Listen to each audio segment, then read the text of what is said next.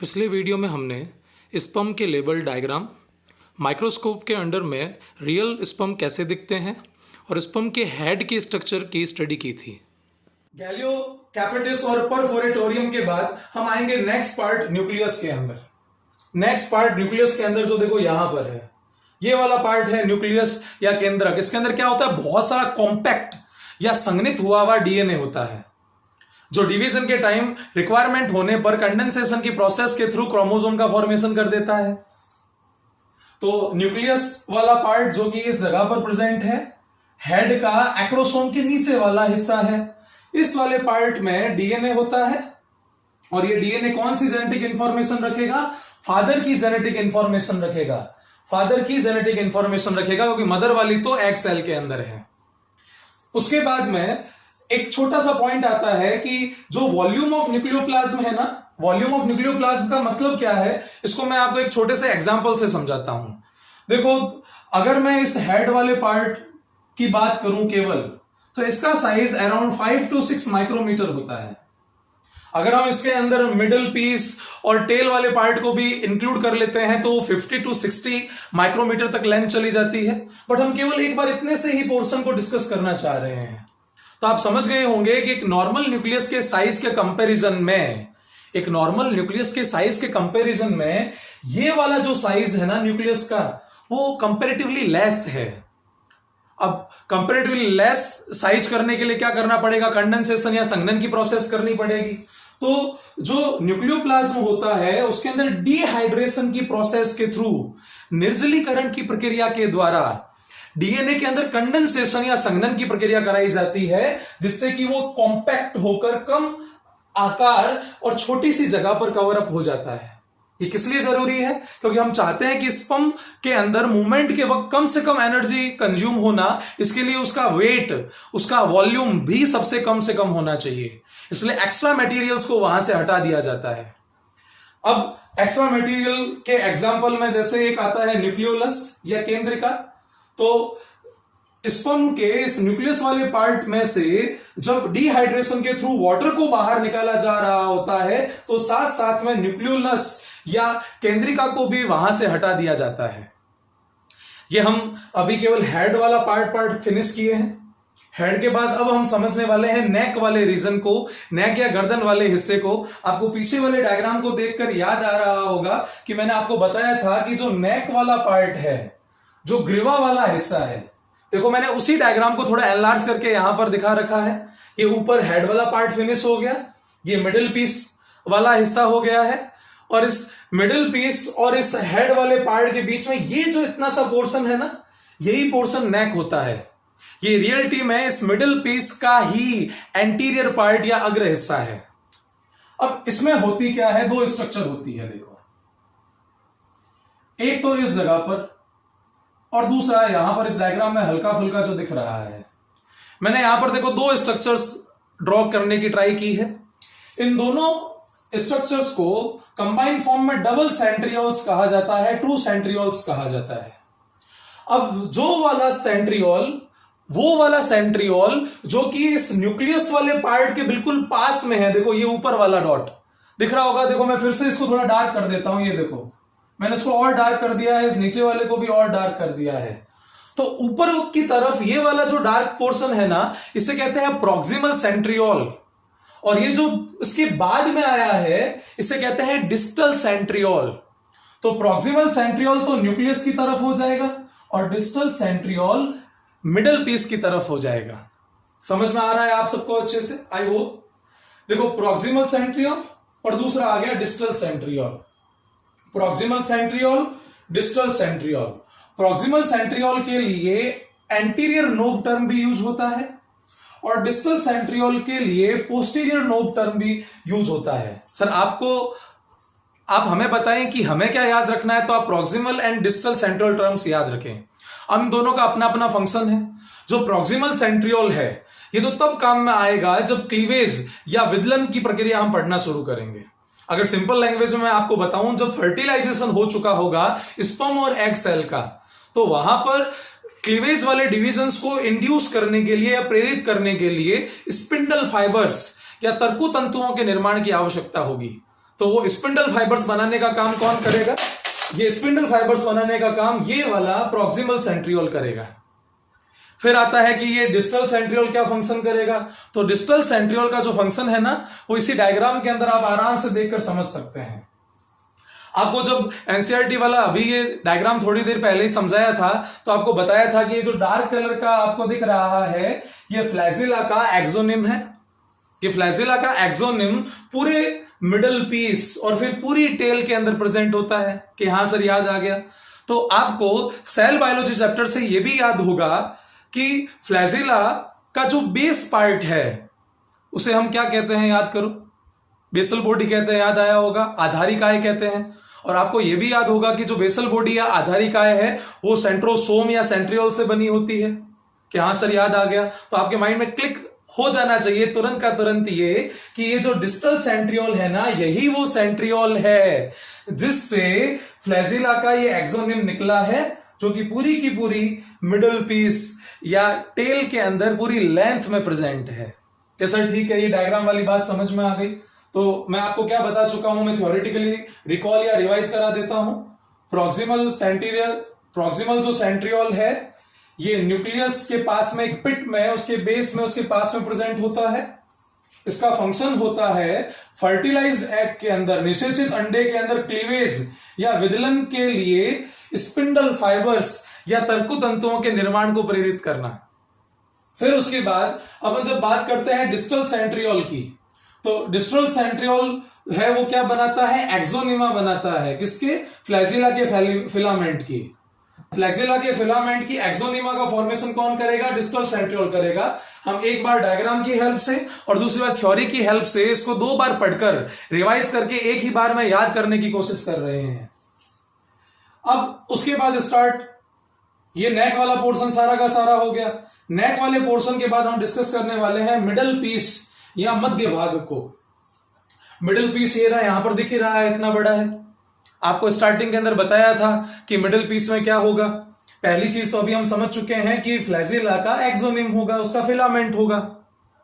एक्सोनिमा के फिलामेंट, जैसे मान लो ये एक्सोनिमा का फिलामेंट है, तो इसके सराउंडिंग में ऐसे रिबन की तरह लूप बनाया हुआ ये दिख रहा होगा आपको, ये माइटोकॉन्ड्रिया है। तो मिडिल पीस में क्या होगा? एक तो एक्सोनिमा होगा और एक्सोनिमा को एक रिबन की तरह सराउंड किए हुए माइटोकॉन्ड्रिया होगा।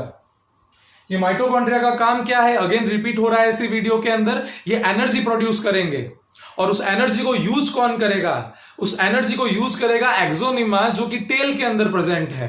टेल के अंदर इस तरीके से वेवी मूवमेंट से स्पर्म आगे बढ़ता है। जैसे मान लो कि ये टेल मूव कर रही है और ये आगे स्पर्म मूव किया जा रहा है। तो मिडल पीस के अंदर हमने माइटोकॉन्ड्रिया की प्रेजेंस की बात कर ली। किस फॉर्म में प्रेजेंट होगा, स्पाइरली या सर्पिलाकार रूप से प्रेजेंट होगा, इसको हमने डिस्कस कर लिया। उसका फंक्शन क्या होगा, एनर्जी प्रोड्यूस करना, ये हमने डिस्कस कर लिया। इसके बाद कुछ टर्म्स आते हैं, वो टर्म्स में बोलता हूं और फिर आपको समझाता हूं। देखो, पहला टर्म यहां पे है नेबेन कर्ण, दूसरा टर्म यहां पर है रिंग सेंट्रियोल और तीसरा टर्म यहां पर है मैनचेट। क्या क्या है? तीनों टर्म्स फिर से रिपीट कर रहा हूं क्योंकि आपके लिए बिल्कुल नए होंगे।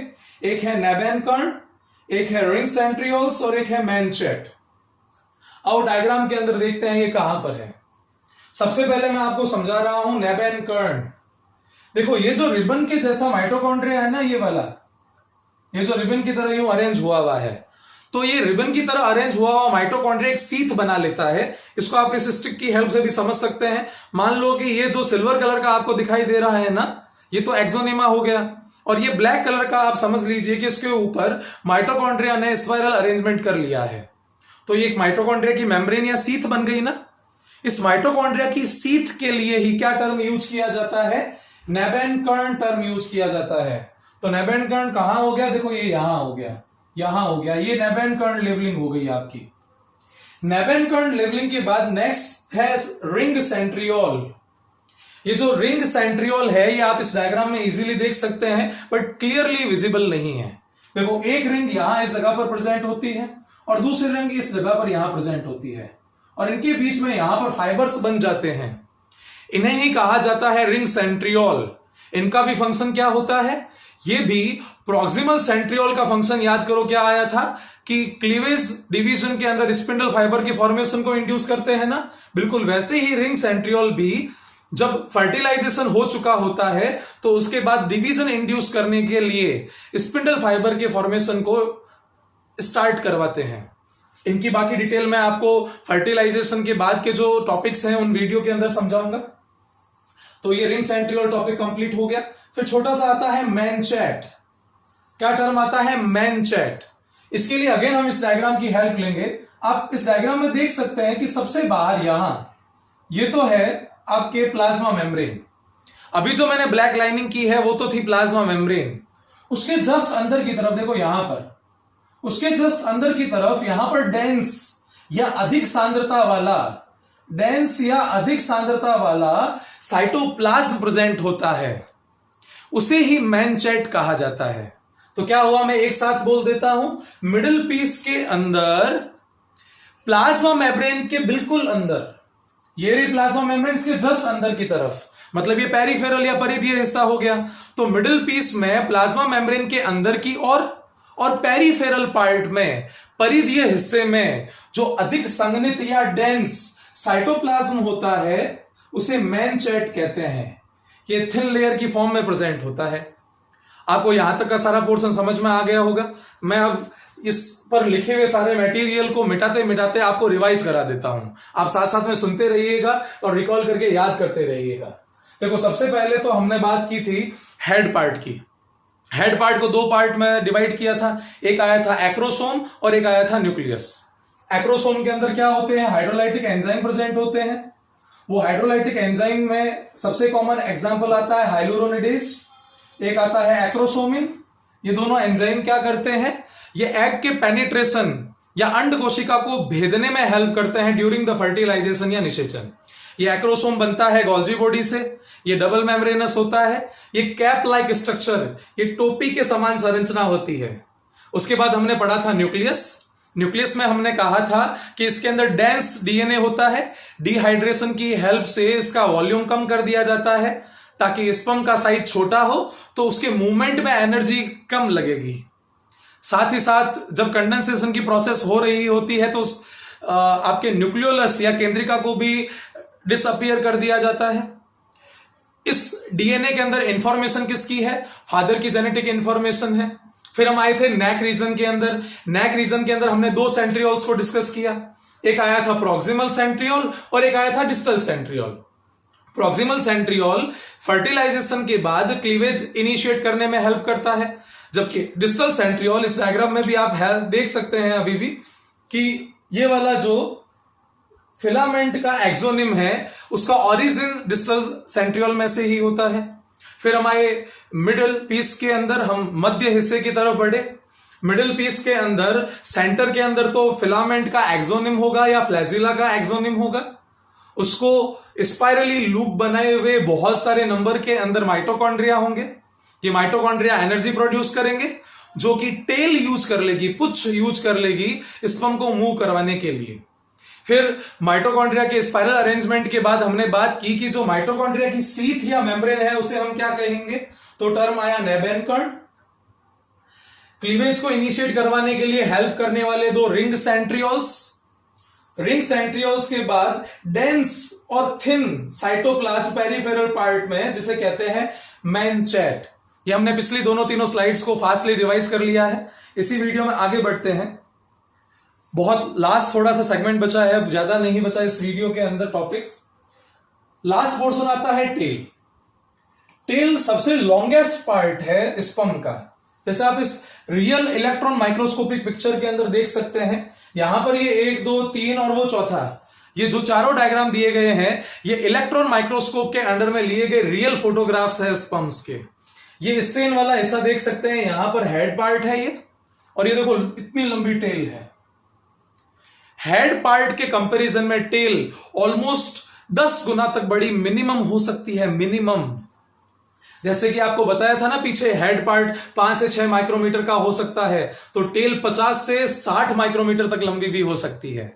तो आप इन डायग्राम्स के अंदर एक चीज ऑब्जर्व कर सकते हैं कि ये टेल सबसे लंबा पार्ट है। ये देखो जैसे इसमें यहां पर ये हेड वाला पार्ट हो गया, तो ये टेल सबसे लंबा पार्ट है इस डायग्राम में भी।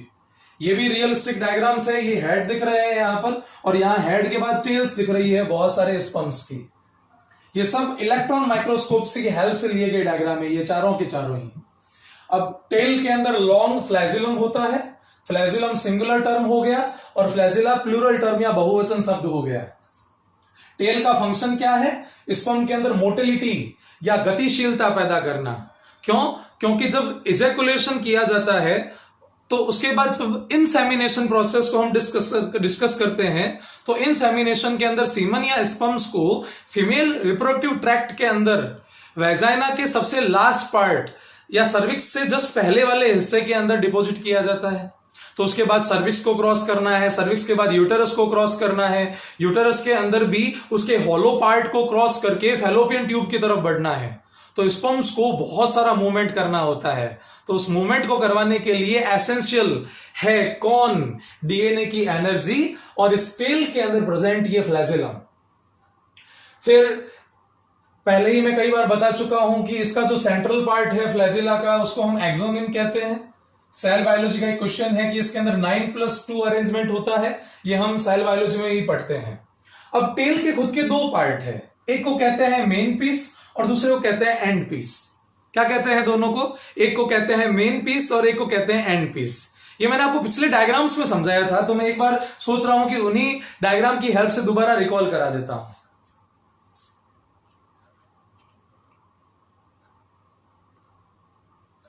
बस वो डायग्राम आने ही वाला है।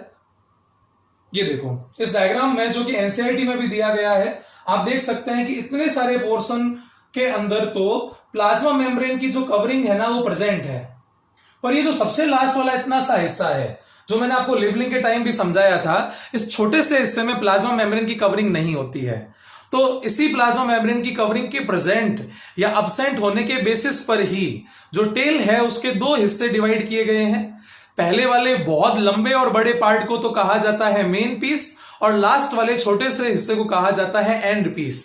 तो आप अभी दिखाए गए डायग्राम की हेल्प से समझ गए होंगे कि मेन पीस के अंदर एक्सोनिम भी होता है, डेंस साइटोप्लाज्म भी होता है, और प्लाज्मा मेम्ब्रेन की कवरिंग भी होती है। पर जब हम एंड पीस की सबसे लास्ट वाले छोटे से हिस्से की बात करते हैं, तो उसमें केवल एक्सोनिम पाया जाता है। क्या पाया जाता है? केवल और केवल एक्सोनिम पाया जाता है। एनसीईआरटी के स्पर्म का डायग्राम इस बात को रिप्रेजेंट करता है डायग्राम के अंदर, तो आपको अच्छे से याद होना चाहिए। टेल पार्ट के बाद अगेन आपको एक ये कलर्ड इलेक्ट्रॉन माइक्रोस्कोपिक पिक्चर दिखा रहा हूं।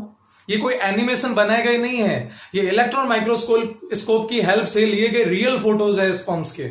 आप देख सकते हैं एक साथ कितने सारे नंबर में होते हैं, हेड हेड हेड हेड, सारे हेड ही हेड है, और ये कई सारी tails tails tails tails present है। ये एक ड्रोसोफिला की स्पेशल स्पीसीज के स्पर्म का डायग्राम है, इसके बारे में अभी थोड़ी देर में आपको बताने वाला हूं। उससे पहले कुछ बेसिक रटने वाले एमटीआर पॉइंट समझ ले। नंबर ऑफ स्पर्म की बात करते हैं ना, तो ह्यूमन की एक सिंगल इजैकुलेशन के अंदर, एक कल स्खलन के अंदर, मतलब जब रिप्रोडक्शन के टाइम, जब क्वाइटस के टाइम मेल की बॉडी से सीमन बाहर निकलता है, तो उसके अंदर कितने स्पर्म्स प्रेजेंट होते हैं ये आपको अच्छे से रट लेना है। मारो टोटल रट्टा एमटीआर, उनके अंदर पाए जाते हैं 200 से 300 मिलियन स्पर्म्स। एमटीआर रट लेना अच्छे से, मारो टोटल रट्टा 200 से 300 मिलियन स्पर्म्स, अच्छे से याद कर लेना। फिर एक रटने का पॉइंट और आता है कि जो ह्यूमन के स्पर्म के फॉर्मेशन की प्रोसेस है ना, वो टोटल 74 डेज में पूरी होती है। इन 74 डेज में कौन सी स्टेप्स इंक्लूड है? पूरी स्पर्मेटोजेनेसिस प्रोसेस, कि सर वो जो पिछले वीडियो में समझाई थी, हाँ वो वाली पूरी की पूरी स्पर्मेटोजेनेसिस प्रोसेस, स्पर्मियोजेनेसिस भी, मतलब डेवलप्ड स्पर्म बनते बनते टोटल 74 डेज लग जाते हैं। फिर एनसीईआरटी से बाहर के कुछ एक्स्ट्रा इंटरेस्टिंग पॉइंट्स है, जैसे शेप ऑफ स्पर्म एक छोटा सा पॉइंट है, आप सुनोगे और आपको याद रह जाएगा। इसमें आपको सारे याद भी नहीं रखने हैं, ह्यूमन वाला याद रख लेना।